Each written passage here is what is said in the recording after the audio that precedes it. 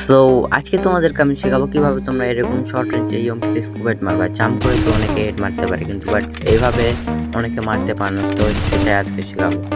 তো এটা একটা রুলস আছে, শিখে নিই।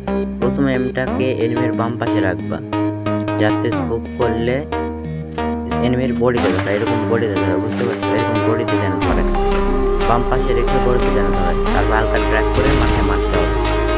বাম পাশে স্কোপ করে বডিতে ধরে ট্র্যাক করে মাথায় ট্র্যাক হেড।